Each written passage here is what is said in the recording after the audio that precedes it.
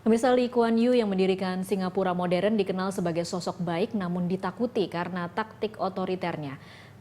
Ia telah wafat dalam usia 91 tahun. Lee adalah sosok yang dikagumi mengubah negara kota Singapura menjadi salah satu negara terkaya di dunia.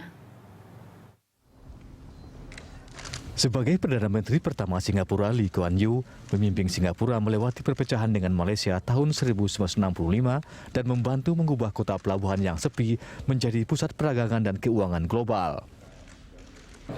Warisan Lee termasuk pemerintahan yang efisien dengan sedikit korupsi, tarif pajak yang rendah untuk menarik investasi asing, sekolah yang bagus, serta jalan-jalan yang bersih. Semua itu telah membawa Singapura konsisten menduduki peringkat atas dalam survei kota paling ramah bagi ekspatriat. Lee juga menghadapi kritik atas taktik otoriter dalam kekuasaan. Ia memenjarakan beberapa rival politik tanpa pengadilan selama puluhan tahun dan menuntut hukum pencemaran nama baik terhadap wartawan dan politisi oposisi karena alasan perbedaan pendapat. Lee bersikeras batasan ketat pada pidato dan protes publik diperlukan untuk menjaga stabilitas di negara multi etnis dan multi agama yang dilanda kerusuhan rasial tahun 60-an. Stabilitas itu menurutnya diperlukan untuk menjaga pertumbuhan dan meningkatkan standar hidup di negara itu.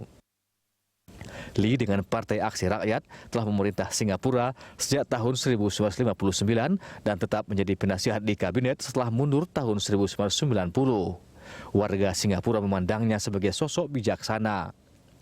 Lee mengundurkan diri sebagai Menteri Kabinet dan mengundurkan diri dari Komite Eksekutif Partai Aksi Rakyat tahun 2011 setelah pemilihan parlemen di mana partainya memperoleh suara terendah sejak kemerdekaan. Salah seorang putranya, Lee Hsien Loong, adalah Perdana Menteri Singapura saat ini. Ia juga meninggalkan seorang putra lain, Lee Hsien Yang, dan seorang putri, ahli saraf, Lee Wei Ling. Istrinya, Kwa Geok Cho, meninggal pada bulan Oktober 2010. Lahir 23 September 1923, Lee dibesarkan dalam komunitas berbahasa Inggris di Singapura yang saat itu merupakan bagian dari kerajaan Inggris. Pendidikannya di universitas terganggu oleh 3 tahun pendudukan Jepang di Perang Dunia Kedua. Setelah menyelesaikan studinya di Raffles College, Lee pergi ke Inggris untuk belajar hukum di Universitas Cambridge. Di sana ia menikahi Kwa, sesama mahasiswa pada tahun 1947. Ia kembali ke Singapura pada tahun 1949 dan mendirikan firma hukum Lee & Lee dengan istrinya pada tahun 1955.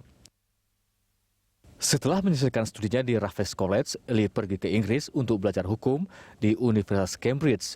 Di sana ia menikahi Kwa, sesama mahasiswa pada tahun 1947.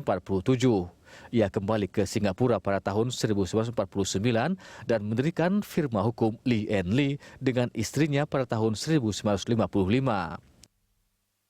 Tahun 1954, Lee ikut mendirikan Partai Aksi Rakyat dalam aliansi dengan Serikat Buruh Komunis yang kemudian memutuskan hubungan dan menjadi Perdana Menteri pertama Singapura tahun 1959 ketika Inggris memberikan pemerintahan sendiri dalam segala hal bagi Singapura kecuali pertahanan dan urusan luar negeri.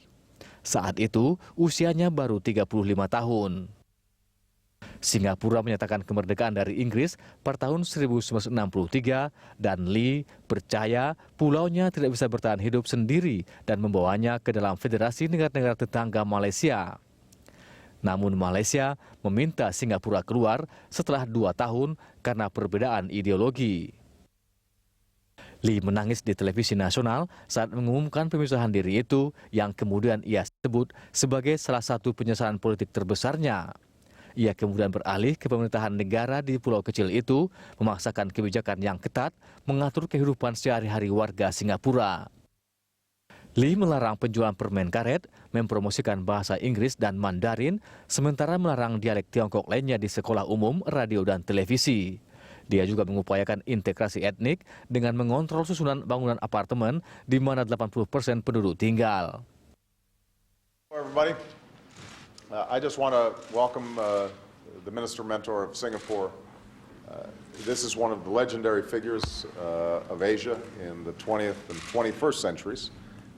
He is somebody who helped to trigger the Asian economic miracle.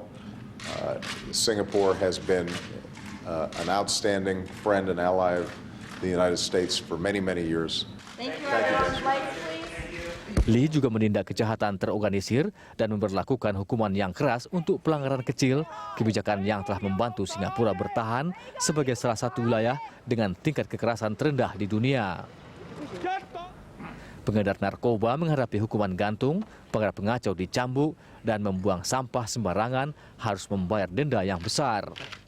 Di masa tuanya, Lee mengurus permasalahan domestik dan internasional dan mewakili Singapura di acara-acara luar negeri.